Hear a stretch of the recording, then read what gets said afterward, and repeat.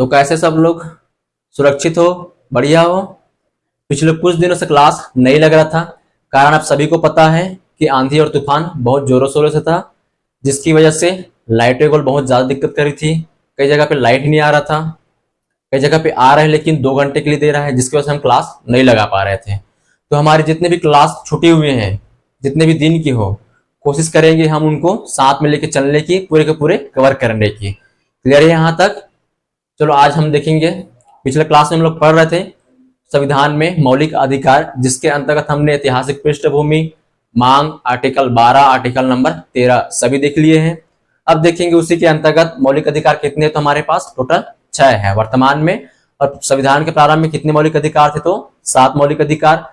तो आज हम स्टार्ट करने वाले हैं समानता का अधिकार। कौन सा? मौलिक अधिकार के अंतर्गत समानता का अधिकार, जिसके अंतर्गत है आर्टिकल 14 से लेकर आर्टिकल 18।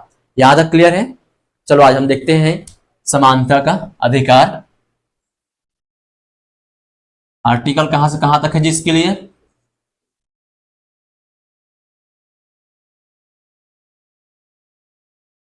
इसके लिए है आर्टिकल 14 से 18। आर्टिकल 14 से 18 क्लियर है? चलो देखते हैं आर्टिकल नंबर 14 कौन सा, तो आर्टिकल नंबर 14 या अनुच्छेद 14। आर्टिकल नंबर 14 का संबंध है विधि के समक्ष, विधि के समक्ष समता तथा विधि के समान संरक्षण। आर्टिकल 14 क्या हो रहा है? विधि के समक्ष समता तथा विधि के समान संरक्षण। विधि के समक्ष क्षमता ये हमने ग्रहण किए हैं ब्रिटेन से। कहां से ग्रहण किए हैं? तो ब्रिटेन से, ठीक। तथा विधि के समान संरक्षण ये हमने ग्रहण किए हैं या लिए हैं इसको अमेरिका से। कहां से लिए जी? अमेरिका से। यहां तक क्लियर है? विधि के समक्ष क्षमता हमने ग्रहण किए ब्रिटेन से, तथा विधि के समान संरक्षण हमने इसको ग्रहण किए हैं अमेरिका से। यहां तक क्लियर है? अब देखते हैं विधि के समक्ष क्षमता और विधि के समान संरक्षण कहना क्या चाह रहा है। विधि के समक्ष क्षमता, राज्य, देखो विधि के समक्ष क्षमता कहना क्या चाह रहा है? राज्य सभी व्यक्तियों के लिए, राज्य सभी व्यक्तियों के लिए एक समान ढंग से कानून बनाएगा व एक समान तरीके से लागू भी करेगा। मतलब यहाँ पे किसी भी प्रकार का भेदभाव नहीं करेगा कि आप अमीर हो कि आप गरीब हो। क्लियर है यहां तक? तो इसका मतलब क्या हुआ? विधि के समक्ष क्षमता का मतलब क्या हो गया? राज्य सभी व्यक्तियों या नागरिकों के लिए राज्य सभी व्यक्तियों के लिए एक समान ढंग से कानून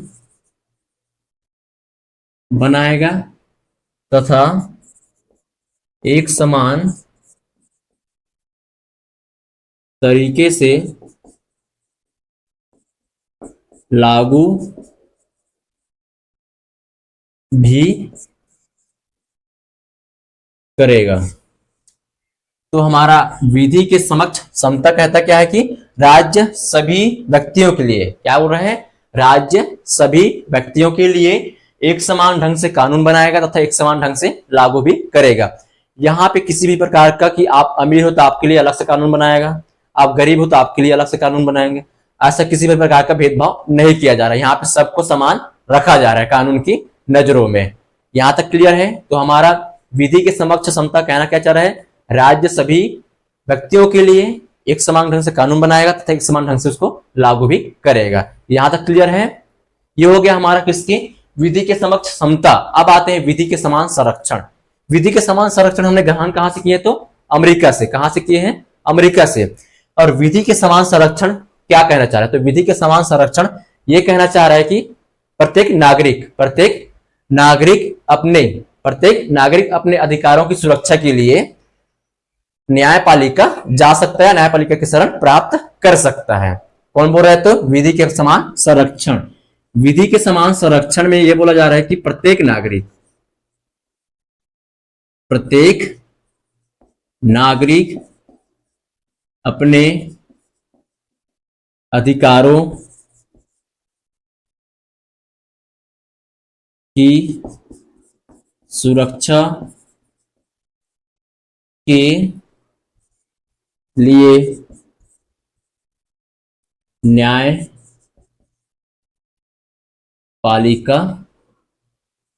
के शरण प्राप्त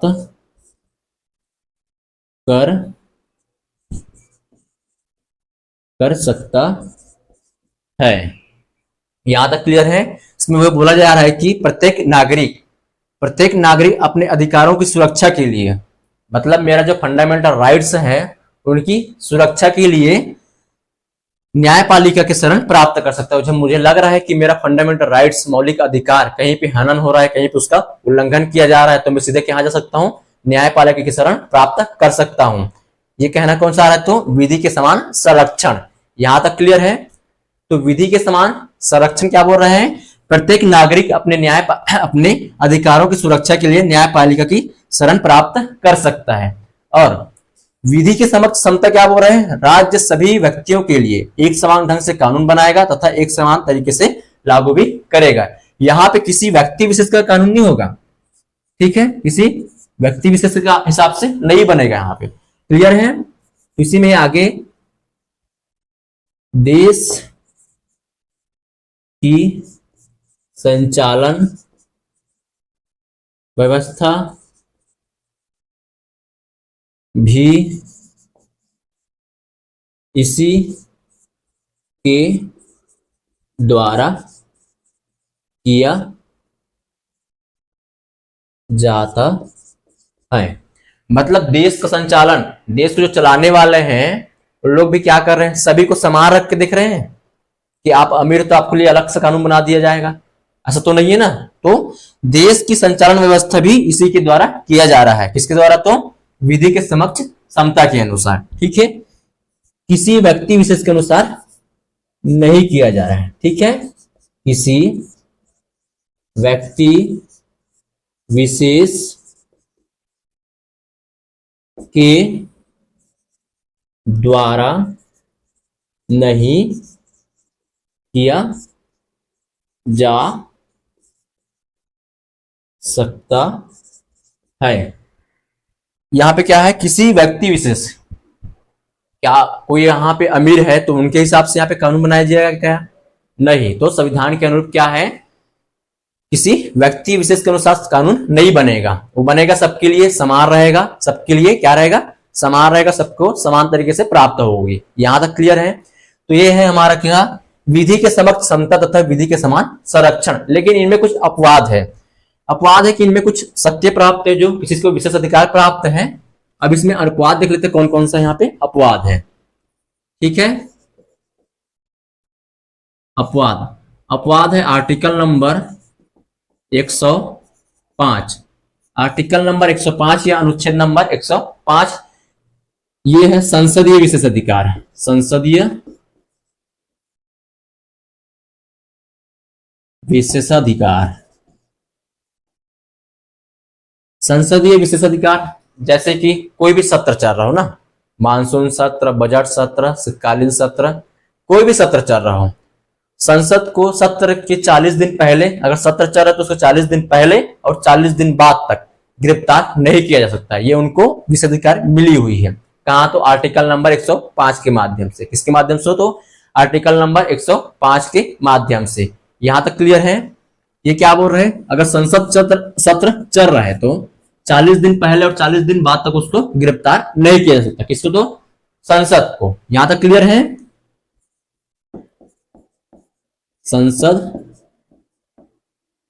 संसद सत्र के दौरान 40 दिन पहले और 40 दिन बाद गिरफ्तार नहीं किया जा सकता है। यहां तक क्लियर है? आप हो गए आम नागरिक, तो आपको क्या करेंगे, तुरंत ही गिरफ्तार कर लेंगे। लेकिन अगर संसद के ऊपर कुछ आरोप लगा है, अगर सत्र चल रहा है, तो इनको 40 दिन पहले और 40 दिन बाद तक उनको गिरफ्तार नहीं किया जा सकता। आपके ऊपर कुछ आरोप लगा है, अभी तुरंत उठा के ले जाएंगे, आपको तुरंत आपको गिरफ्तार कर लेंगे। क्लियर है? यहां तक क्लियर है जी? अब आते हैं आर्टिकल नंबर 105 हो गया। आर्टिकल नंबर 105 से हमारा संबंध है क्या? संसदीय विशेष अधिकार से, संसदीय विशेष अधिकार से। अब देखते हैं आर्टिकल नंबर या अनुच्छेद है हमारा 194। क्या है? 194। जैसे केंद्र में क्या है? संसदीय विशेष अधिकार है, उसी तरह राज्य में क्या होगा? राज्य विधानमंडल के सदस्यों का विशेष अधिकार होगा। क्या होगा? राज्य विधान मंडल सदस्यों का विशेषाधिकार। क्लियर है? राज्य विधानमंडल सदस्यों का विशेषाधिकार जैसे ही संसद का है, सेम कैसा रहेगा? तो राज्य के भी रहेगा। यहां तक क्लियर है? अब आते हैं आर्टिकल नंबर, इसी में है 361, आर्टिकल नंबर 361 या अनुच्छेद नंबर 361। इसके अंतर्गत है राष्ट्रपति। कौन है? तो राष्ट्रपति देश का प्रथम व्यक्ति और प्रथम नागरिक, और राज्य का प्रमुख कौन है? तो राज्यपाल। ठीक, राज्य का प्रमुख कौन? तो राज्यपाल। इन दोनों के पद में रहते तक, इन दोनों के क्या में? पद में रहते तक दो मामले होते हैं, सभी को पता है। एक होता है फौजदारी मामला और एक होता है दीवानी मामला। ठीक, कौन कौन सा? तो फौजदारी मामला, फौजदारी मामला, और दूसरा कौन से? तो दीवानी मामला। कौन से? तो जी दीवानी मामला। ठीक, फौजदारी मामला मतलब कि चोरी, हत्या, लूट, डकैती, ये सब में किस में आ जाएगा? तो फौजदारी मामला में आ जाएगा। और दीवानगी मामला मतलब, दीवानी मामला मतलब तलाक, विवाह, जितने भी मामले इस तरह से वो किस में आ जाएगा? तो दीवानी मामला में। ठीक, आर्टिकल नंबर 361, राष्ट्रपति या राज्यपाल के पद में रहते तक, के पद में रहते तक उन पर फौजदारी मामला, उन पर फौजदारी मामला, चोरी, हत्या, लूट, डकैती, ये सब मामला उन पर लागू नहीं होता। किस पर? तो राष्ट्रपति पर। यहां तक क्लियर है? और कौन से है? तो राज्यपाल पर। यहां तक क्लियर है? उसी तरह आते हैं दीवानगी मामला, तलाक, विवाह संबंधित जो भी मामला है, जो भी मामला है, तो यह राष्ट्रपति और राज्यपाल दोनों पर लागू होता है। लेकिन उनको 2 महीने पूर्व क्या मिल जाएगी? नोटिस। क्या मिल जाएगी? तो नोटिस मिल जाएगी कि आपके ऊपर हम दीवानगी मामला ला रहे हैं, आपके ऊपर हम दीवानी मामला दर्ज कर रहे हैं। तो आपको 2 महीने पहले उनको नोटिस दिया जाएगा। अगर आप राष्ट्रपति बनते हो, ठीक, और आपके मिसेस के साथ झगड़ा होता है, वो चली जाती है तलाक के लिए कोर्ट, तो कोर्ट आपको क्या करेगी? 2 महीने पहले ही आपको नोटिस जारी करके दे दीजिए कि आपके यहां से तलाक के लिए अर्जी आए करके। ठीक, तो किसमें? ये दीवानी मामला में। लेकिन अगर वो राष्ट्रपति या राज्यपाल अपने पद पर है, पद पर रहते हुए उन पर चोरी, हत्या, लूट जैसी कोई भी वारदात जैसी हो रहा है, तो उन पर कोई भी फौजदारी मामला नहीं लगेगा, पद में रहते तक। ठीक, पद में नहीं है तब की बात अलग है, पद में रहते तक ये मामला नहीं लगेगा। यहां तक क्लियर है? लेकिन दीवानगी मामला लगेगा, तलाक या विवाह संबंधित जो मामला है, तो 2 माह पूर्व क्या देना है उनको? नोटिस। 2 माह पूर्व क्या प्राप्त हो जाएगा उनको? नोटिस कि आपके खिलाफ तलाक या विवाह संबंधित जो भी मामला है यहां पे दर्ज किया गया है। क्लियर है यहां तक? तो ये रहा आर्टिकल 361, 361 का संबंध कि राष्ट्रपति और राज्यपाल पद में रहते तक, किसमें? तो पद में रहते तक, पद में रहते तक पूर्णतः फौजदारी मामला तो उन पर लगेगा ही नहीं। क्लियर है? पद में रहते तक उन पर फौजदारी मामला लगेगा ही नहीं। लेकिन 2 दीवानी मामला लग सकता है। कब? तो 2 माह पूर्व उनको क्या मिलेगा? नोटिस मिलेगा। क्या मिलेगा? उनके खिलाफ नोटिस जारी होगा। यहां तक क्लियर है? तो ये रहा हमारा आर्टिकल नंबर 14 का संबंध। आर्टिकल नंबर 14 है विधि, क्या है तो विधि के समक्ष समता और विधि के समान संरक्षण। ये हमने ग्रहण किया है ब्रिटेन से, विधि के समक्ष समता हमने ग्रहण किया है ब्रिटेन से, और विधि के समान संरक्षण हमने ग्रहण किया है अमेरिका से। विधि के समक्ष समता हमारा कहता है कि राज्य सभी व्यक्तियों के लिए एक समान ढंग से कानून बनाएगा, वह एक समान तरीके से लागू भी करेगा। ठीक, उसी तरह आते हैं विधि के समान संरक्षण, बोलता है कि प्रत्येक नागरिक अपने अधिकारों की सुरक्षा के लिए, अपने अधिकारों की सुरक्षा के लिए न्यायपालिका की शरण प्राप्त कर सकता है। यहां तक क्लियर है। साथ साथ ये भी कि देश की संचालन व्यवस्था की भी इसी के द्वारा किया जाता है, किसके द्वारा, तो विधि के समान समता, विधि के समक्ष समता के साथ। क्लियर है। अब आते हैं क्या, किसी व्यक्ति विशेष के द्वारा नहीं किया था, क्या चीज, देश की सत्ता का संचालन। यहां तक क्लियर है। अब देखिए इनमें कि हमारे पास अपवाद है कि आर्टिकल नंबर 14 के भी अपवाद है। आर्टिकल नंबर 14 का अपवाद है 105 कि संसदीय विशेष अधिकार प्राप्त है उनको कि सांसद को 40 दिन पहले और 40 दिन बाद तक उनको गिरफ्तार नहीं किया जा सकता अगर वहां सत्र चल रहा है तब की बात। उसी तरह है राज्य विधानमंडल के सदस्यों के भी है और राष्ट्रपति को भी प्राप्त है। यहां तक क्लियर है। किसी को कुछ डाउट यहाँ पे? चलो इतना फिर नोट करो पहले तो देख लिए हैं। आर्टिकल नंबर 14 का संबंध किससे, तो विधि के समक्ष समता तथा विधि के समान संरक्षण। क्लियर है। यहाँ पे इसमें कोई अपवाद है, कौन कौन से आर्टिकल है, तो क्लियर है सबको? क्लियर है यहाँ तक? चलो देखते हैं article number 15। Article number 15 clear है। चलो इसमें आगे देखते हैं अनुच्छेद 15 या आर्टिकल 15। आर्टिकल 15 का संबंध है धर्म मूलवंश जाति लिंग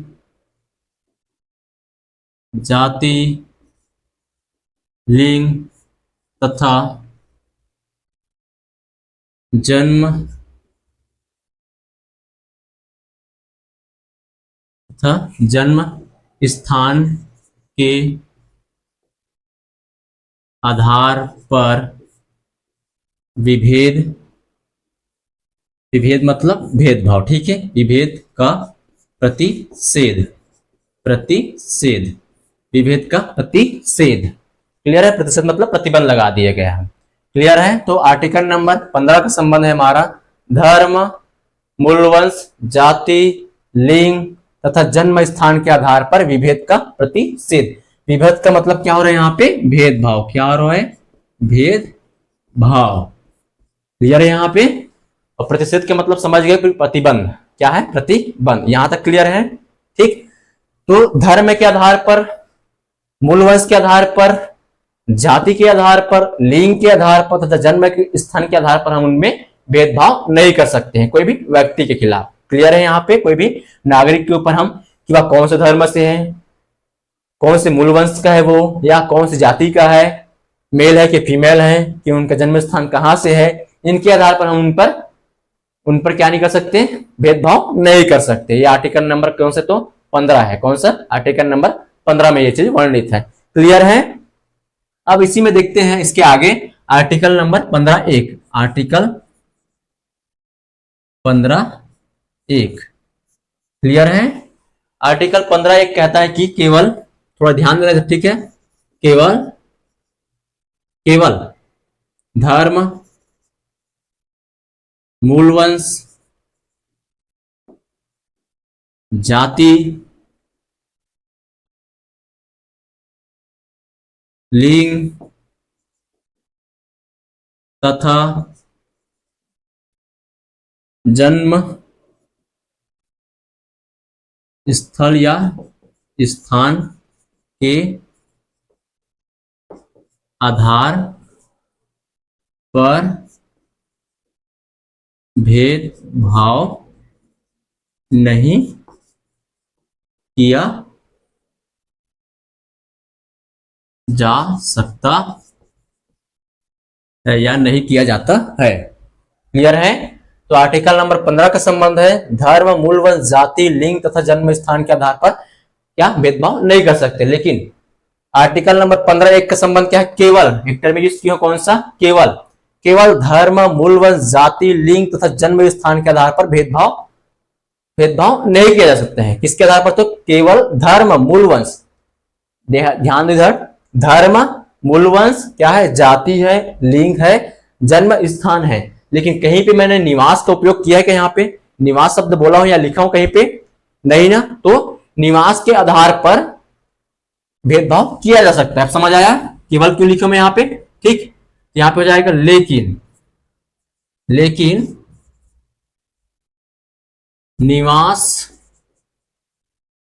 के आधार पर, किसके आधार पर, तो निवास के आधार पर भेदभाव किया जा सकता है। अब वो कैसे, निवास के आधार पर भेदभाव किया जा सकता है, वो कैसे, देखो कुछ आर्टिकल ऐसे हैं जो केवल भारतीयों के लिए प्राप्त है या भारतीयों को ही प्राप्त है, ठीक। इनमें से एक है हमारा आर्टिकल नंबर 15, आर्टिकल नंबर 15। तो यहाँ पे फॉरनर की क्या आर्टिकल उपलब्ध है, ये वाली, क्या उनको ये अधिकार में है आर्टिकल नंबर 15? नहीं है। कोई विदेशी के यहाँ 15 अधिकार में आर्टिकल नंबर 15 नहीं। तो केवल 15 किसके लिए, तो केवल भारतीयों के लिए। तो यहाँ पे क्या हो जाएगा, कुछ आर्टिकल भारतीयों के लिए, जैसे कि आर्टिकल नंबर कौन सी है, 15, ठीक। इनमें से क्या विदेशी को प्राप्त है, क्या ये फॉरनर को प्राप्त है, ये नहीं ना। तो उनके हिसाब से क्या हो रहा है, फिर भेदभाव यहाँ पे हो रहा है, निवास के आधार पर भेदभाव हो रहा है कि नहीं हो रहा है, हो रहा है, ठीक। तो हो गया यहाँ पे निवास के आधार पर भेदभाव विदेशियों के साथ, किसके साथ, तो विदेशियों के साथ, विदेशियों के साथ। यहां तक क्लियर है, समझ आया ये कि केवल निवास के आधार पर भेदभाव किया जा सकता है कि वह फॉरनर है। तो यहाँ पे आर्टिकल नंबर 15 उनको प्राप्त नहीं है, लेकिन आर्टिकल नंबर 15 केवल भारतीयों को प्राप्त है। तो उनके आधार पर भेदभाव हो गया। साथ साथ ये भी देखे होंगे कि आप जब फॉर्म भरते हो या अन्य राज्यों के लिए आप फॉर्म भरोगे, जैसे कि एमपीपीएस के लिए फॉर्म डाल रहे हो, ठीक है, मध्य प्रदेश पीएससी के लिए फॉर्म डाल रहे हो, तो वहां पे क्या आपको एसटी, एससी, ओबीसी कैटेगरी से डाल सकते हो क्या, नहीं। क्यों, क्योंकि आप अदर राज्य से बिलोंग करते हैं। तो वहां पे किसके नाम से डाल सकते हो आप, हाँ, रिजर्व या जनरल कैटेगरी के काम, जनरल कैटेगरी से लेकर डाल सकते हो आप फॉर्म। इसके आधार पर भी भेदभाव हो गया। यहां तक क्लियर है। अब आते हैं इसी में आर्टिकल नंबर 15(2) में, किसमें आते हैं, तो आर्टिकल नंबर 15(2), आर्टिकल नंबर 15(2) कहता है हमारा सार्वजनिक, सार्वजनिक स्थल, ठीक, जितने भी सार्वजनिक स्थल होंगे, ठीक, जितने भी सार्वजनिक रूप से स्थल होंगे, बाजार होंगे, तालाब हैं, कुएं हैं या कुआं है, ठीक, क्या क्या हो गया, सार्वजनिक जितने भी स्थल होंगे, बाजार होंगे, तालाब होंगे, कुआं होंगे, सड़क होगा, ठीक, आदि और भी बहुत सारी चीजें जो सार्वजनिक रूप से आती है, ठीक है। तो वहां पे मूलवंश, धर्म, जाति, लिंग तथा जन्म स्थान के आधार पर भेदभाव नहीं किया जाएगा। कहां पे, तो सार्वजनिक जितने भी स्थान पे है। क्लियर है। अब ऐसा नहीं कि आप प्राइवेट प्रॉपर्टी में जा रहे हो, किसी के प्राइवेट स्विमिंग पूल में जा रहे हो, अब बोलोगे कि हमारा आर्टिकल नंबर 15 के हिसाब से आता है कि हम मूलवंश, जाति, धर्म, लिंग के आधार पर भेदभाव नहीं कर सकते। लेकिन वो तो प्राइवेट प्रॉपर्टी है ना, वहां पे जाओगे तो आपको कौन सुनेगा भाई। तो तालाब कौन सा होना चाहिए, सार्वजनिक होना चाहिए, जो समान रूप से सबको प्राप्त हो। क्लियर है। तो वहां पे भेदभाव नहीं किया जा सकता। लेकिन आप किसी के प्राइवेट प्रॉपर्टी में जाओगे तो वहां पे भेदभाव होगा ही होगा, ठीक। यहां तक क्लियर है। ये हमारा कौन सा हो गया, आर्टिकल नंबर 15(2), कौन सा हो गया, तो आर्टिकल नंबर 15(2). अब आते हैं इसी में कुछ अपवाद हैं। अपवाद में है आर्टिकल नंबर 15(3). अपवाद में कौन है, तो आर्टिकल नंबर 15(3). यहां पे कहीं भी देखना, राज्य, राज्य कौन, तो राज्य, महिला तथा, राज्य, महिला तथा बालकों महिला तथा बालकों के विकास या उत्थान के लिए विशेष विशेष कदम उठा सकती है। राज्य महिला तथा बालकों के विकास के लिए विशेष कदम उठा सकती है। यहाँ पे अपवाद क्या हुआ कि यहाँ पे लिंग के हिसाब से भेदभाव किया जा रहा है कि नहीं किया जा रहा, कि वो महिला है या बालक है तो उनके विकास के लिए अलग से विशेष कदम उठाए जा सकते हैं। यहाँ पे हुआ भेदभाव, क्लियर है। तो अपवाद आ गया हमारा ये। तो इसमें क्या है, महिला तथा बालकों के लिए विकास के लिए विशेष कदम उठा सकती है। अब वो कैसे, कि सरकार महिलाओं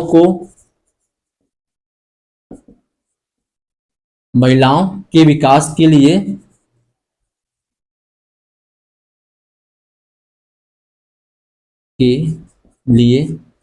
आरक्षण तथा बच्चों के विकास के लिए या बच्चों के उत्थान के लिए, बालकों के उत्थान के लिए, तो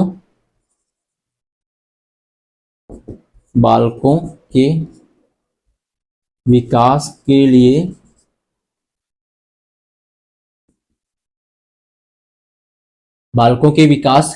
लिए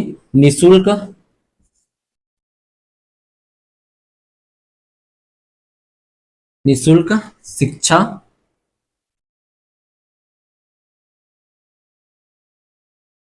का प्रावधान कर मतलब सबको यहाँ पे क्या कराना है, निःशुल्क शिक्षा उपलब्ध कराना है। ठीक है, किसको, तो बालकों के लिए।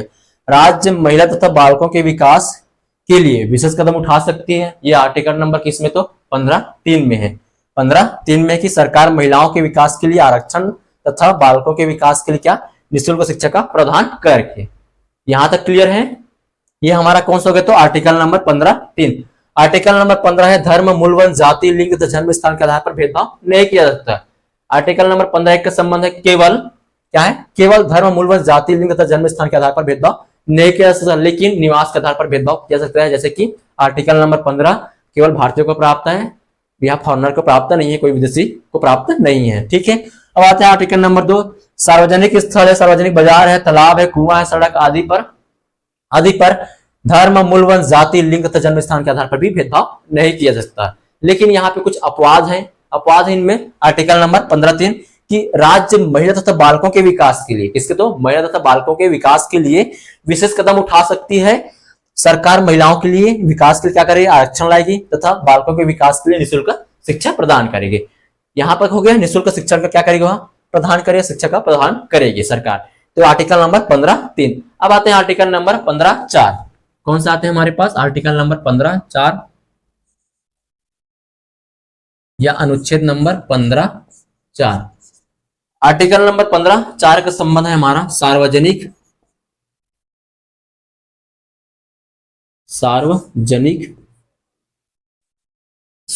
आर्टिकल नंबर 15(4) का संबंध है हमारा सामाजिक तथा शैक्षणिक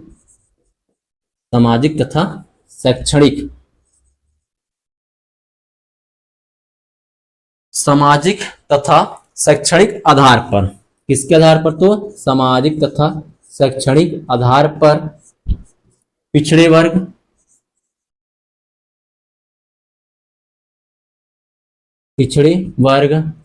एससी हो चाहे एसटी हो, सामाजिक तथा शैक्षणिक आधार पर पिछड़े वर्ग एससी हो चाहे एसटी हो, ठीक, के विकास के लिए, के उत्थान के लिए, के विकास या फिर उत्थान के लिए विशेष कदम उठा सकती है। कौन, तो सरकार उठा सकती है। ठीक है, किसके आधार पर, तो समाज में जो पिछड़े हुए हैं, शैक्षणिक आधार पर, मतलब कि वहां पे कोई भी गवर्नमेंट कॉलेज में उनको एडमिशन नहीं दिया जा रहा है, चाहे पिछड़े वर्ग का हो, चाहे एसटी वर्ग का हो, चाहे एससी वर्ग का हो, तो उनको एडमिशन दिलाकर या शैक्षणिक आधार पर उनको मजबूती प्रदान कर उनका विकास किया जा सकता है। यहाँ तक क्लियर है? तो पिछड़े वर्ग एससी एसटी के उत्थान के लिए विशेष कदम उठा सकती है। समाज में कितना पिछड़ा हुआ उनको देख के भी क्लियर है। तो आर्टिकल नंबर 14 क्या है तुम्हारा? सामाजिक तथा शैक्षणिक आधार पर, सामाजिक तथा शैक्षणिक आधार पर, सामाजिक तथा शैक्षणिक आधार पर पिछड़े वर्ग एससी एसटी के उत्थान के लिए विशेष कदम उठा सकती है सरकार। क्लियर है? ये है हमारा आर्टिकल नंबर किसमें? तो 15(4) में। और ये जो जोड़ा गया है कि सामाजिक तथा शैक्षणिक आधार पर पिछड़े वर्ग को उत्थान किया जा सकता है, तो किसमें? तो ये जोड़ा है फर्स्ट या प्रथम संविधान। ये कब जोड़ा गया है? तो प्रथम संविधान संशोधन। इसको कब जोड़ा गया है? तो फर्स्ट कॉन्स्टिट्यूशन अमेंडमेंट या संविधान संशोधन 1951 के द्वारा। कब जोड़ा गया इसको? तो प्रथम संविधान संशोधन या फर्स्ट कॉन्स्टिट्यूशन अमेंडमेंट 1951 के द्वारा जोड़ा गया है। किसको? तो आर्टिकल नंबर 15(4) को। किसको? तो जी आर्टिकल नंबर 15(4). यहां तक क्लियर है सभी को? यहां तक क्लियर है? ये रहा आर्टिकल नंबर 15(4). अब आते हैं इसी में आर्टिकल नंबर 15(5). इसमें आते हैं तो आर्टिकल नंबर 15(5), आर्टिकल नंबर 15(5).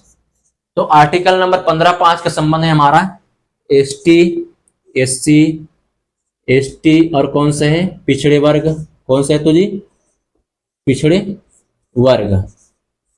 ठीक, कौन कौन सा है? एससी एसटी और कौन सा? पिछड़े वर्ग।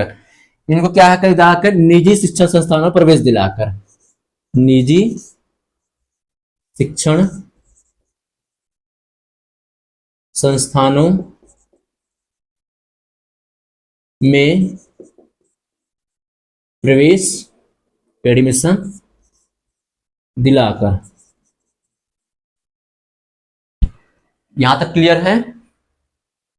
क्लियर है यहां तक? तो हमारा आर्टिकल नंबर 15(5) क्या कर रहे थे? एससी एसटी या पिछड़े वर्ग कहो उनको क्या? निजी शिक्षण संस्थान मतलब प्राइवेट शिक्षण संस्थानों में एडमिशन दिलाकर, प्रवेश दिलाकर, एडमिशन दिलाकर उनका उत्थान किया जा सकता है, उनका उत्थान किया जा सकता है या उनका विकास किया जा सकता है। क्लियर है? कहीं पे देखे होंगे कि कहीं प्राइवेट स्कूल हो, प्राइवेट कॉलेज में है, कुछ परसेंट वहां पे गरीब बच्चों के लिए, जिसको बीपीएल परिवार, जो आर्थिक रूप से पिछड़े हुए हैं, इनमें क्या है? एडमिशन दिया जाता है वहां पे। क्लियर है? यहां तक क्लियर है? अब आते हैं आर्टिकल नंबर 15(6). इसमें आते तो आर्टिकल नंबर 15(6) इसमें देख लेते हैं कि हमारा जो एससी है एसटी है पिछड़े वर्ग है, निजी शिक्षण संस्थानों में प्रवेश दिलाकर इनको उत्थान किया जा सकता है। तो इनको हमने जोड़े हैं 93 संविधान संशोधन के द्वारा। कब? तो 93 कॉन्स्टिट्यूशन अमेंडमेंट के द्वारा, 93 संविधान संशोधन के द्वारा इसको जोड़ा गया है। 93 संविधान संशोधन के द्वारा इसको जोड़ा गया। किसको? तो एससी एसटी पिछड़े वर्ग के को निजी शिक्षण संस्थानों में प्रवेश दिलाकर। क्लियर है? ये आया कब? तो 2005 में। कब हुआ? तो 2005 में हुआ था, 2005 में। क्लियर है?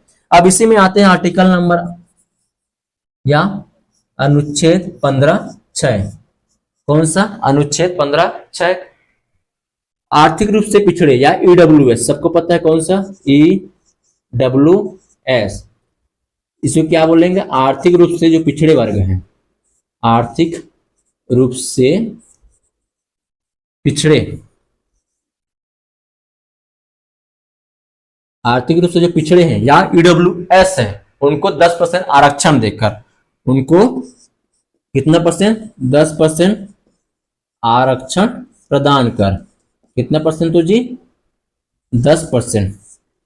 तो इस तरह से हमारा आर्टिकल 15 कंप्लीट हुआ। ये क्लियर है? तो आर्टिकल 15 हमारा बोलता है क्या है? तो धर्म, मूल, वंश, जाति, लिंग तथा जन्म स्थान के आधार पर क्या? विभेद का प्रतिषेध, मतलब कि वहां पे भेदभाव नहीं किया जा सकता।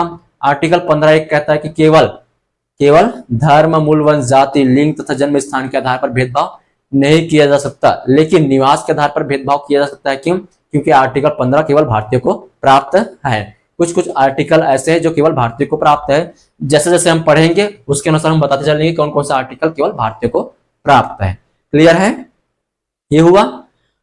और आर्टिकल आते हैं आर्टिकल 15(2) में कि सार्वजनिक जितने भी स्थल होंगे, सड़क होंगे, पुल होंगे, चाहे कुआं हो चाहे तालाब हो, वहां पे धर्म, मूल वंश, जाति, लिंग तथा जन्म स्थान के आधार पर भेदभाव नहीं किया जा सकता कि आप उस लिंग के हो तो आपको वहां पे नहीं नहाना चाहिए, आप मेल हो फीमेल हो तो आपको तालाब में नहीं नहाना चाहिए, आप उस जाति के हो तो आपको वहां तालाब में नहीं नहाना चाहिए, कि आपको वहां सड़क पे नहीं चलना चाहिए, इसके आधार पर भेदभाव नहीं किया जा सकता।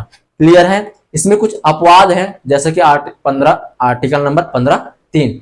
आर्टिकल नंबर 15(3) में यह है कि राज्य महिला तथा बच्चों या बालकों के विकास के महिला तथा बालकों के विकास के लिए सरकार क्या कर सकती है, विशेष कदम उठा सकती है। कैसे? तो महिलाओं के विकास के लिए क्या कर सकते हैं, उनको आरक्षण देकर तथा बालकों को निःशुल्क शिक्षण प्रदान कर। यहां तक क्लियर है। अब आते हैं आर्टिकल नंबर 15(4). आर्टिकल नंबर 15(4) है सामाजिक तथा शैक्षणिक आधार पर जो समाज में सामाजिक रूप से पिछड़े हुए तथा उनका शिक्षा का एकदम स्तर उसका निचला है, उनको क्या करके पिछड़े वर्ग ST SC के उत्थान के लिए विशेष कदम उठा सकती है। मतलब उनको एडमिशन दिलाकर, समाज में उनको एडमिशन दिलाकर, सॉरी गवर्नमेंट स्कूल में या गवर्नमेंट कॉलेज में उनको क्या दिलाकर, एडमिशन दिलाकर। यहां तक क्लियर है।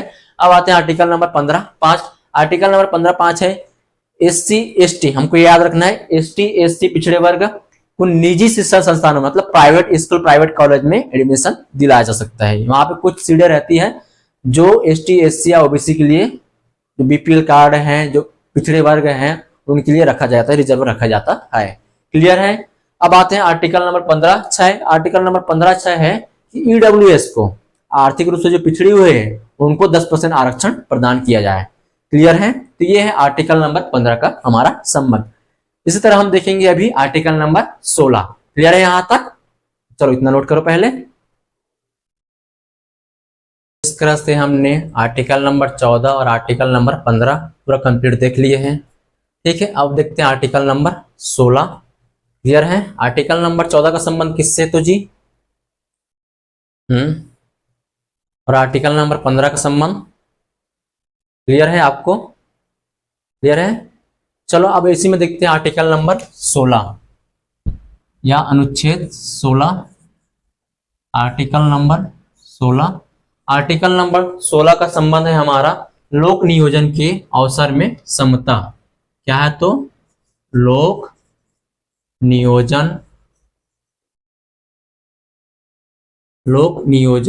के अवसर में समता, अवसर में समता। मतलब जितनी भी सरकारी भर्तियां निकलती है या नियुक्ति होती है सरकारी सेवाओं में, उनको सभी को समान रूप से क्या मिलना चाहिए, अवसर मिलना चाहिए। क्या मिलना चाहिए? अवसर मिलना चाहिए। ये आर्टिकल नंबर 16 में वर्णित है। क्लियर है यहां तक? लोक नियोजन के अवसर में समता, आर्टिकल नंबर 16 का संबंध है हमारा, आर्टिकल नंबर 16 का संबंध है। यहां तक क्लियर है। अब इसी में आगे देखते हैं आर्टिकल नंबर 16 में ही, आर्टिकल नंबर 16 में इसके आगे चलेंगे तो हमको मिलेगा आर्टिकल नंबर 16(1), जैसे कि पिछले में मिला था हमको। ठीक है, 15(1). उसी तरह हमको क्या मिलेगा, आर्टिकल नंबर 16(1). 16(1) कहता है हमारा भर्ती, जैसे कि कोई भी भर्ती हो रहा है, अवकाश भर्ती, अवकाश, पदोन्नति है, पेंशन है, सबके इनमें समान अवसर मिलना चाहिए। क्लियर है। भर्ती, अवकाश, पदोन्नति, भर्ती, अवकाश, पदोन्नति और है पेंशन, इनमें सभी को क्या मिलना चाहिए, समान रूप से अवसर मिलना चाहिए। समान रूप से क्या मिलना चाहिए, यहाँ पे सबको सहायता प्रदान होनी चाहिए। तो ये आर्टिकल नंबर 15(1) का, सॉरी 16(1) का संबंध है हमारा। किसका तो? 16(1) का संबंध है। क्लियर है यहां तक? अब इसी में देखते हैं आर्टिकल नंबर 16(2). क्या देखेंगे? आर्टिकल नंबर 16(2) या अनुच्छेद नंबर 16(2). तो आर्टिकल नंबर मैंने 15 में पढ़ाया था कि धर्म, मूल वंश, जाति, लिंग तथा जन्म स्थान के आधार पर भेदभाव नहीं किया जा सकता। क्लियर है। लेकिन आर्टिकल नंबर 16 ये हमारा ये बोलता है 16(2) धर्म, जाति, मूल वंश, लिंग तथा जन्म स्थान निवास तथा उद्भव के आधार पर भी भेदभाव नहीं किया जा सकता। क्लियर है? क्या बोल रहे हैं हमारा आर्टिकल नंबर 16(2)? धर्म, मूलवंश, जाति, लिंग, जन्म स्थान,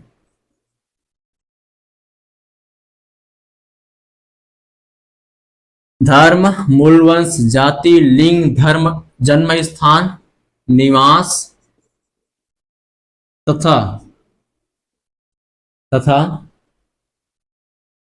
उद्भव के आधार पर भेद भाव नहीं किया जा सकता। भेदभाव प्रतिबंध, सीधा लिख देते हैं क्या चीज? प्रतिबंध। यहां तक क्लियर है? मतलब मूलवंश, धर्म, जाति, लिंग, जन्म स्थान, निवास तथा उद्भव के आधार पर यह सब चीज प्रतिबंध है, उन पर भेदभाव नहीं किया जा सकता है। क्लियर है कि आप उस धर्म से हो तो आपको प्रमोशन नहीं दिया जाएगा, आप उस जाति से हो तो आपको पेंशन नहीं मिलेगी। क्लियर है? तो इन सब के आधार पर उनको प्रतिबंध या भेदभाव नहीं किया जा सकता। यहां तक क्लियर है?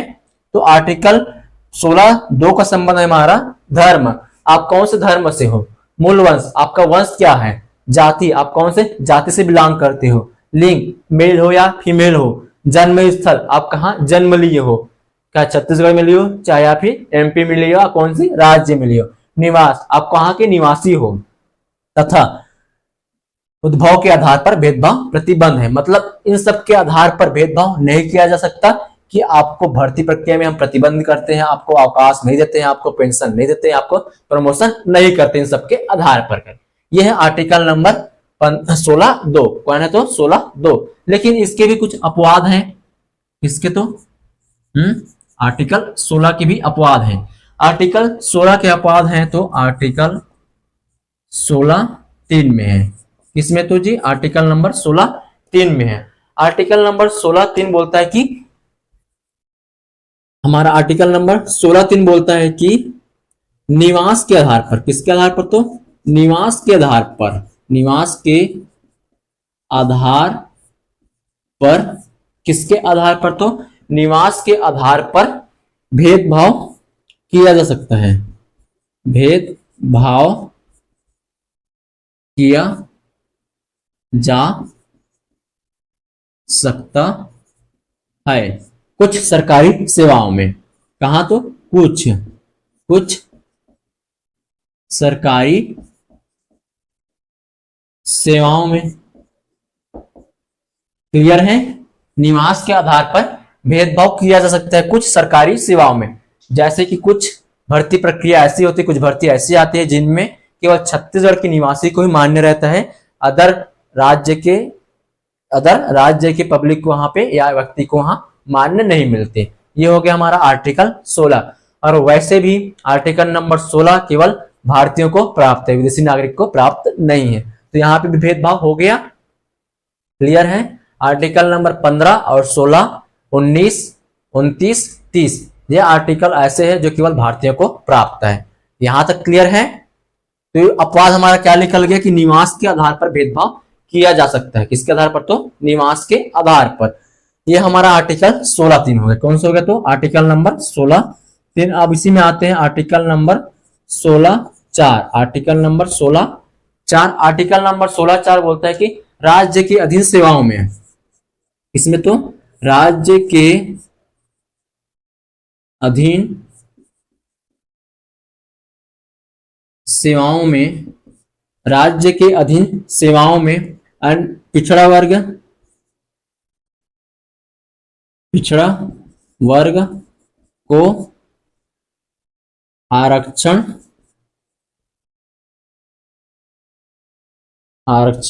प्रदान कर।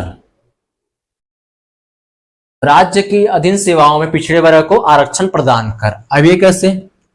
मतलब उन्होंने देखा कि जो सामान्य वर्ग का है, पिछड़े वर्ग का है, उनको सरकारी भर्ती है वहां पे उनका प्रतिनिधित्व तो क्या है? कम है। जितना होना चाहिए, जिस रेशियो में होना चाहिए उस रेशियो में नहीं है वहां पर उनका प्रतिनिधि, तो उनके आधार पर इनको आरक्षण प्रदान किया गया है। किसके? तो आरक्षण प्रदान किया गया है।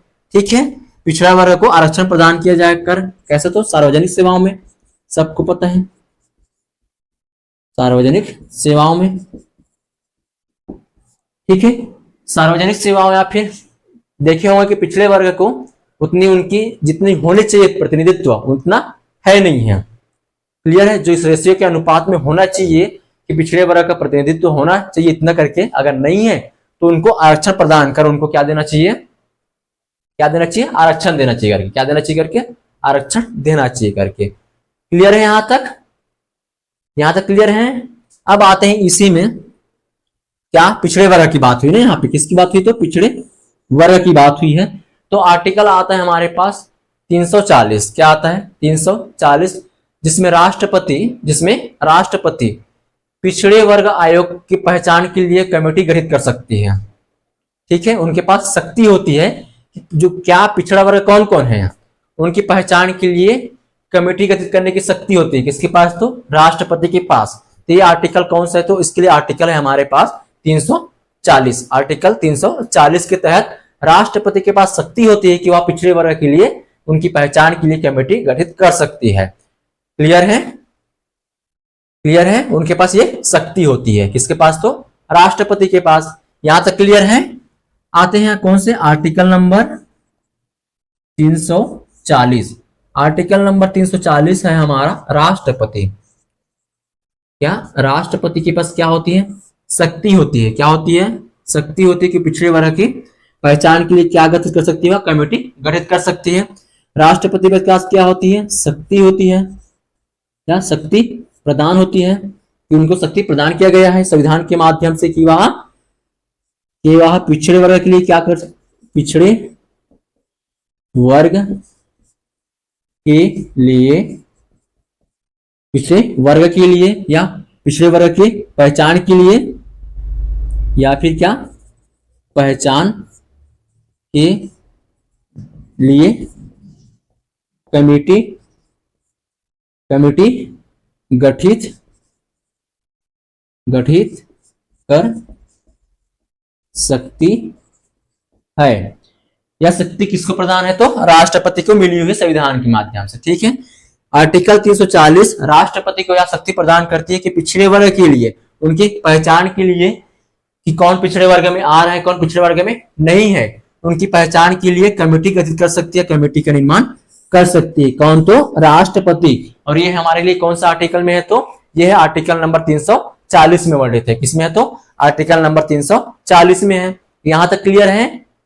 देखो एक बार हमारा देखते हैं कि आर्टिकल नंबर 16, आर्टिकल नंबर 16 है लोक नियोजन के अवसर में समता। लोक नियोजन के अवसर में समता मतलब कि सरकारी सेवाओं में, सरकारी भर्तियों में सबको समान रूप से अवसर मिलना चाहिए। ये है आर्टिकल नंबर 16। एक बोलता है कि भर्ती, अवकाश, पदोन्नति, पेंशन, अगर किसी की भर्ती हो रही है, अवकाश मिल रहा है, सबको पदोन्नति चाहिए, प्रमोशन चाहिए, पेंशन मिल रहा है, तो यहाँ पे सबको समान मिलना चाहिए, सबको समान अवसर प्रदान करना चाहिए करके। क्लियर है? आर्टिकल नंबर 16(2) कहता है धर्म, मूल्यवंश, जाति, लिंग, जन्म स्थान, निवास तथा उद्भव के आधार पर भेदभाव प्रतिबंधित है। वहां पे भेदभाव नहीं किया जा सकता कि आप कौन से धर्म से हो, कौन से वंश से हो, कौन सी जाति से हो, कौन से लिंग से हो, आपका जन्म स्थान कहाँ है, निवास कहाँ है, आपका उद्भव कहाँ से हुआ करके। क्लियर है? लेकिन इसी में एक अपवाद है। अपवाद आता है कौन सा? आर्टिकल नंबर 16(3) से अपवाद चालू होता है कि निवास के आधार पर भेदभाव किया जा सकता है। कैसे? तो कुछ सरकारी सेवाओं में, मतलब कुछ सरकारी सेवा ऐसी होती है, कुछ सरकारी भर्तियां ऐसी होती है जो केवल उसी राज्य के निवासी को ही प्रदान किया जा सकता है। क्लियर है? और इसी के साथ साथ फॉरेनर को आर्टिकल नंबर 16 प्रदान नहीं किया गया, तो उनके निवास के आधार पर भी भेदभाव किया गया है यहाँ पे। यहां तक क्लियर है? अब आते हैं आर्टिकल नंबर 16(4). आर्टिकल नंबर 16(4) ये बोलता है कि राज्य के अधीन जितने भी सेवा है, जितने भी सरकारी सेवाएं हैं, राज्य के अधीन जितने भी सरकारी भर्तियां होती हैं, उनमें पिछड़ा वर्ग को आरक्षण प्रदान किया जा सकता है। क्यों? क्योंकि उनको लगता है या महसूस होता है, लगता है कि जितने भी प्रतिनिधि होना चाहिए पिछड़े वर्ग से, उतना प्रतिनिधि सरकारी सेवाओं में नहीं है। तो जितना रेशियो होना चाहिए उतना रेशियो नहीं है, तो उनके आधार पर उनको आरक्षण प्रदान किया जाना चाहिए। यह है आर्टिकल नंबर 16(4) का संबंध। अब आते हैं आर्टिकल नंबर 340। आर्टिकल नंबर 340 राष्ट्रपति को यह शक्ति प्रदान करती है कि वह पिछड़े वर्ग की आयोग की पहचान के लिए कमेटी गठित कर सकती है। आर्टिकल नंबर 340 राष्ट्रपति क्या कर सकती है, शक्ति प्रदान करती है। यहां तक क्लियर है, क्लियर है यहां तक। तो इसी को देखते हुए कि उन्होंने अपने शक्ति का प्रयोग किया और 1953 में, कब 1953 में प्रथम पिछड़े वर्ग आयोग के गठन किया गया। क्या किया गया, तो सन 1953 में प्रथम पिछड़े वर्ग आयोग या कमेटी का क्या किया गया, गठन किया गया। क्या किया गया, गठन किया गया। प्रथम पिछड़ा वर्ग आयोग का गठन कब हुआ, तो 1953 में हुआ। कब हुआ, तो 1953 में हुआ है, जिसमें अध्यक्ष है, यह कमेटी के अध्यक्ष हैं काका कालेलकर। काका कालेलकर कौन है, तो काका कालेलकर जी इसके अध्यक्ष हैं। काका कालेलकर जी इसके क्या है, अध्यक्ष है। ठीक है, इन्होंने अपनी बात रखी कि पिछड़े वर्ग को कितने % आरक्षण देना चाहिए या नहीं देना चाहिए। इन्होंने अपनी सिफारिश रखी, तो इसकी बात को नहीं माने। ठीक है, इसकी बात को नहीं मानी गई। कब की बात है, 1953 की बात है। कब की बात है, 1953 की बात है। क्लियर है। अब इसी तरह होता है कि 1900 या 1979 में, कब 1979 में द्वितीय पिछड़ा वर्ग आयोग का गठन होता है। कब, तो 1979 में द्वितीय पिछड़ा वर्ग आयोग या कमेटी का क्या होता है, गठन होता है। क्या होता है, गठन होता है। ठीक, जिसका अन्य नाम है, या इसी को और बोल सकते हैं वीपी मंडल समिति बोल सकते हैं, या इसी को क्या बोलते हैं, वीपी मंडल कमेटी या फिर समिति बोल सकते हैं। ये कब गठित हुई, तो 1979 में। कब गठित हुई थी, 1979 में। क्लियर है यहां तक। 1979 में द्वितीय पिछड़ा वर्ग आयोग का गठन किया जाता है, या इसी को बोलते हैं वीपी मंडल समिति, क्योंकि इस समिति के जो अध्यक्ष हैं वो वीपी मंडल है। कौन है, तो इसके अध्यक्ष कौन है, तो वीपी मंडल जी हैं। इस समिति के जो अध्यक्ष हैं, ठीक, कौन है, तो वीपी मंडल जी हैं। इस कारण से इसका अन्य नाम क्या पड़ गया, वीपी मंडल समिति। वीपी मंडल जी क्या है, इसके अध्यक्ष हैं। क्या है, तो इसके अध्यक्ष हैं, जिनके माध्यम से यह सिफारिश किया गया या सुझाव दिया जाएगा, इस कमेटी के माध्यम से सुझाव दिया जाए या फिर अपनी बात सामने रखी या फिर सिफारिश दिया गया, सिफारिश किया गया, फिर दिया गया कि ओबीसी को, किसको, तो ओबीसी को या पिछड़े वर्ग को 27% आरक्षण, 27% आरक्षण दिया जाना चाहिए करके। ये उन्होंने अपने क्या दिया, सुझाव दिया कि ओबीसी वर्ग को 27% आरक्षण दिया जाना चाहिए। क्या दिया, अपना सुझाव दिया, फिर सिफारिश दिया। कौन सी कमेटी है, तो वीपी मंडल कमेटी, या इसी को क्या बोलेंगे, द्वितीय पिछड़ा वर्ग आयोग।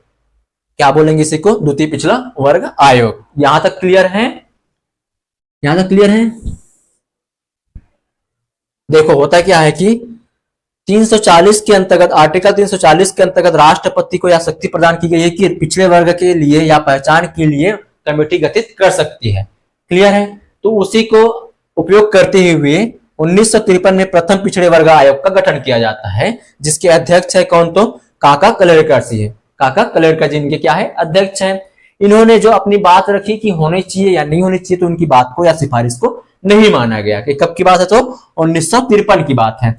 अब आते हो 1979 में द्वितीय पिछड़ा वर्ग आयोग का गठन किया जाता है वीपी मंडल के अध्यक्ष में या नेतृत्व में। तो इसी को अन्य नाम क्या जाता है, तो वीपी मंडल समिति के नाम से जाना जाता है। क्लियर है। और उनके सुझाव या उन्होंने सिफारिश किया कि ओबीसी वर्ग को 27% आरक्षण दिया जाना चाहिए करके। किसने, तो पिछड़े वर्ग को। किसके, तो पिछड़े वर्ग या फिर किसको जी, पिछड़े वर्ग या फिर किसको जी, ओबीसी वर्ग को 27% आरक्षण दिया जाना चाहिए करके उन्होंने सिफारिश रखी, अपनी बात रखी। क्लियर है। कब, तो 1979 में। कब, तो 1979 में। अब होता है कि 1990 में 1990 में 1990 में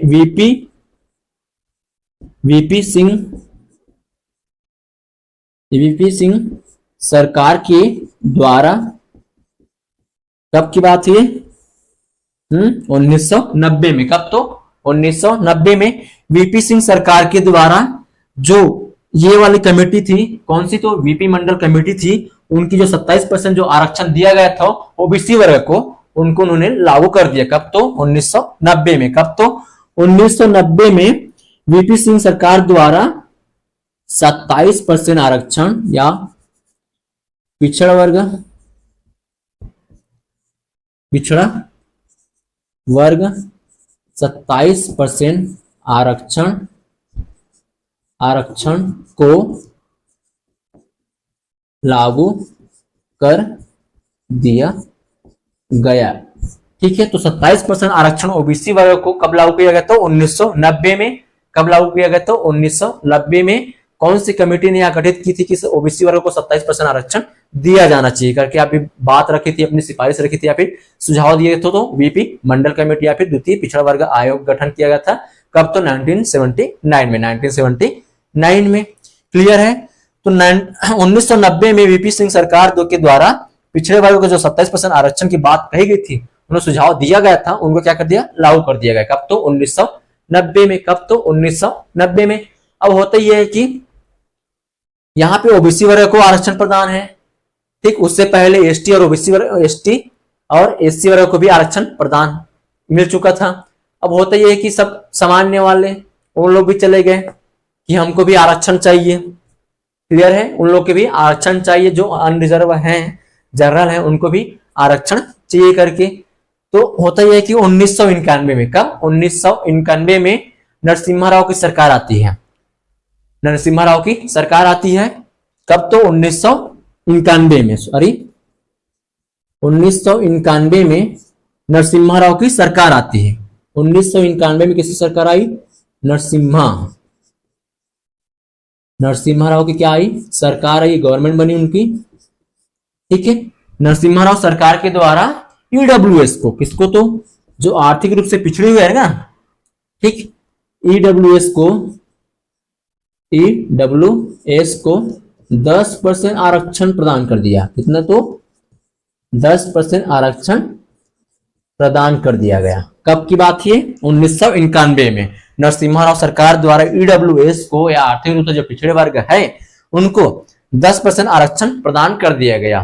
क्लियर है? ये कब की बात है? तो 1991 की बात है।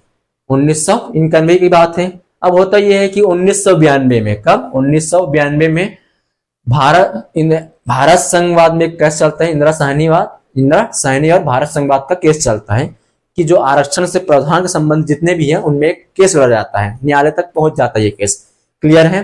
तो उनको हम आगे देखेंगे, पहले इतना नोट कर लो, एक बार देख लो और क्या क्या बोल रहा है इसमें। हम देख रहे हैं आर्टिकल नंबर 16। आर्टिकल नंबर 16 का संबंध है हमारा लोक नियोजन के अवसर में समता, मतलब कि जो सरकारी सेवाएं हैं उनमें सबको समान अवसर मिलना चाहिए। भर्ती, अवकाश, पदोन्नति, पेंशन, सबको यहाँ पे समान अवसर मिलना चाहिए।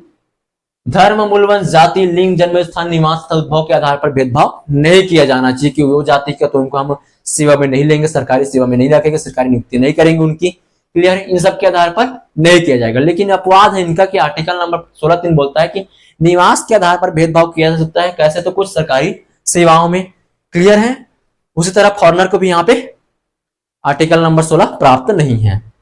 अब आते हैं आर्टिकल नंबर 16(4), जिसके तहत बोलता है कि राज्य के अधीन सेवाओं में पिछड़े वर्ग को आरक्षण दिया जाना चाहिए। राज्य के अधीन सेवाओं में पिछड़े वर्ग को आरक्षण दिया जाना चाहिए सरकारी सेवाओं में। क्यों? कि उनको लगता है कि जो पिछड़ा वर्ग है उनका पर्याप्त प्रतिनिधित्व नहीं है, सरकारी सेवाओं में पर्याप्त प्रतिनिधित्व नहीं है, जिनके रेशियो में होना चाहिए उनके रेशियो में नहीं है, तो उनके आधार पर उनको आरक्षण प्रदान किया जाना चाहिए। ये बोला गया 16(4) में। अब आते हैं आर्टिकल नंबर 340। हमारा बोलता है कि राष्ट्रपति को यह शक्ति प्रदान करती है कि वह पिछड़े वर्ग आयोग के लिए कमेटी गठित कर सकती है, उनके पहचान के लिए कमेटी गठित कर सकती है, जिसके तहत 1953 में प्रथम पिछड़ा वर्ग आयोग का गठन किया जाता है। कब? तो 1953 में, जिसके अध्यक्ष हैं काका कलेरकर सिंह, इनके क्या है? अध्यक्ष हैं। क्लियर है? अब आते हैं 1979 में द्वितीय पिछड़ा वर्ग आयोग के वीपी मंडल आयोग का गठन किया जाता है, जिसके अध्यक्ष होंगे वीपी मंडल जी। इन्होंने कहा कि पिछड़े वर्ग को, ओबीसी को 27% आरक्षण दिया जाना चाहिए। पिछड़े वर्ग को आरक्षण 27% देने का सुझाव दिया, जिसको 1990 में वीपी सिंह सरकार द्वारा, कब तो वीपी सिंह सरकार द्वारा 1990 में जो 27% आरक्षण की बात कही, सुझाव दिया गया था, उनको स्वीकार कर लिया गया और लागू कर दिया गया 1990 में। अब होता ही है कि सब के सब बोलते हैं कि ओबीसी वाले को भी आरक्षण मिल गया, एसटी को भी मिला हुआ है, एससी को भी मिला हुआ है, तो जो अनरिजर्व है उनको भी आरक्षण देना चाहिए करके उन्होंने कहा चलेगा केस, कोर्ट चलेगा केस लड़ने के लिए, जिसके तहत उनको क्या मिला, 1991 में नरसिम्हा राव सरकार द्वारा 10% आरक्षण प्रदान कर दिया गया। किसको तो ईडब्ल्यूएस को, किसको तो जी ईडब्ल्यूएस को। यहां तक क्लियर है। तो यार हमारा आर्टिकल 16। अब इसी में देखे हैं, आगे देखेंगे कि केस होता है इंदिरा साहनी वर्सेस भारत संघवाद का। इसके साथ तो इंदिरा साहनी वर्सेस भारत संघवाद का क्या होता है, यहाँ पे केस होता है 1992 में। क्या होता है, केस होता है 1992 में, जिसमें ओबीसी वर्ग को या पिछड़ा वर्ग को जो आरक्षण मिला था, पिछड़ा वर्ग का जो 27% आरक्षण था, कितना तो 27% जो आरक्षण था, उनको न्यायालय में क्या दिया गया, चुनौती प्रदान किया गया। ठीक है, उनको क्या दिया गया, न्यायालय में क्या दिया गया, चुनौती प्रदान किया गया। 27% आरक्षण को न्यायालय में लेके चला गया कि इनको 27% आरक्षण क्यों दिया जा रहा है। ठीक है, न्यायालय में चुनौती प्रदान की गई। कब की बात है तो 1992 में। और न्यायालय ने यह माना, न्यायालय ने यह कहा कि न्यायालय ने जो पिछड़ा वर्ग है, जो पिछड़ा वर्ग है, जो पिछड़ा वर्ग को आरक्षण प्रदान है, जो पिछड़ा वर्ग को आरक्षण प्रदान है, ठीक, आरक्षण प्रदान है कितना, 27%, वह वैध है, वह वैध है कहा। ठीक है, क्या कहा, वैध है कहा। न्यायालय ने कहा कि पिछड़ा वर्ग को आरक्षण जो 27% प्राप्त है वह वैध है, लेकिन जो पिछड़ा वर्ग है उनको दो भागों में बांट दिया गया। पिछड़ा वर्ग को दो भागों में बांट दिया गया। कौन कौन से तो, क्रीमी लेयर और नॉन क्रीमी लेयर। ठीक है, क्रीमी लेयर और non creamy layer, non creamy layer clear है, जिसमें कहा गया कि क्रीमी लेयर को यह आरक्षण प्रदान नहीं किया जाएगा, यहां सुविधा प्रदान नहीं किया जाएगा। किसको तो क्रीमी लेयर को। ठीक है, और नॉन क्रीमी लेयर को यह आरक्षण प्रदान किया जाएगा। क्लियर है यहां तक। पिछड़ा वर्ग को उन्होंने दो भागों में बांट दिया गया, क्रीमी लेयर और non creamy layer. Creamy layer को यह आरक्षण की सुविधा प्रदान नहीं किया जाएगी और नॉन क्रीमी लेयर को यह आरक्षण की सुविधा प्रदान की जाएगी। किसमें कहा गया तो इंदिरा साहनी वर्सेस भारत संघवाद में, किसमें यहां कहा गया कि जो 27% आरक्षण प्राप्त है ओबीसी वर्ग को, पिछड़े वर्ग को, उनको क्रीमी लेयर और नॉन क्रीमी लेयर में डिवाइड कर दिया गया, जो वैध कहा गया, और वैध को नॉन क्रीमी लेयर में रखा गया। क्लियर है यहां तक। अब आते हैं इसी में आगे कि न्यायालय ने साथ साथ ये भी कहा है कि राज्य का आरक्षण 50% से ज्यादा नहीं होना चाहिए। कितना तो 50% से अधिक ना हो। कितना तो जी 50% से अधिक ना हो। इसमें कहा गया तो न्यायालय ने कहा गया कि राज्य का जो आरक्षण है वह 50% से अधिक ना हो, मतलब कि एसटी, एससी, ओबीसी सबको मिलाकर आरक्षण कितना होना चाहिए राज्य का तो 50%। कितना होना चाहिए तो जी 50%। यहां तक क्लियर है। साथ साथ इसी में यह कहा गया कि जो 1991 में नरसिम्हा राव सरकार द्वारा जो ईडब्ल्यूएस को, किसको तो जी ईडब्ल्यूएस को 10% जो आरक्षण प्रदान था, 10% क्या प्रदान था, जो आरक्षण 10% जो आरक्षण प्रदान था उनको अवैध घोषित कर दिया गया। यह क्या है, अवैध है करके, क्या है, अवैध है करके इनको अवैध घोषित कर दिया गया।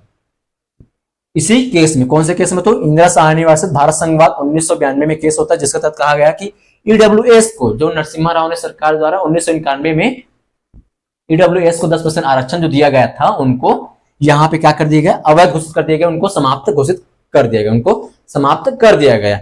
यहां तक क्लियर है। अब इसी में आगे आते हैं। होता है कि 103वां संविधान संशोधन होता है। क्या होता है? 103वां संविधान संशोधन होते हैं। और ये कब होता है? 2019 में। कब होता है? 2019 में। कब तो जी? 2019 में 103वां क्या होता है? संविधान संशोधन होता है 2019 में, जिसमें जिसमें ईडब्ल्यूएस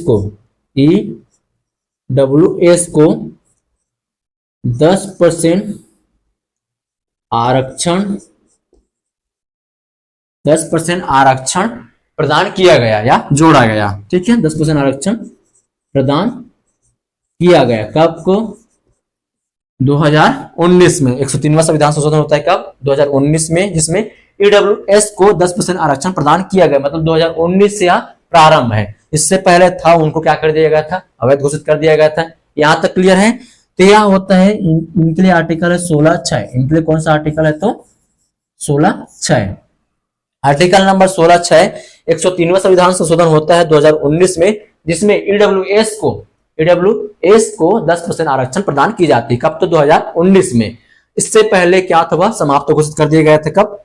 1992 में। क्लियर है यहां तक? तो ये रहा हमारा आर्टिकल नंबर 16 कंप्लीट। अब देखते हैं आर्टिकल नंबर 17 और 18। आर्टिकल नंबर 17 है अस्पृश्यता का निषेध या समाप्ति या अंत है, और उपाधियों का भी अंत है। यहां तक क्लियर है? चलो इतना नोट करो पहले।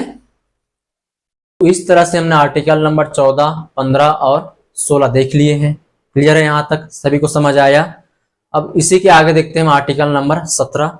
आर्टिकल नंबर 17 का संबंध है हमारा अस्पृश्यता का अंत या अस्पृश्यता की समाप्ति या निषेध या प्रतिबंध बोल सकते हैं।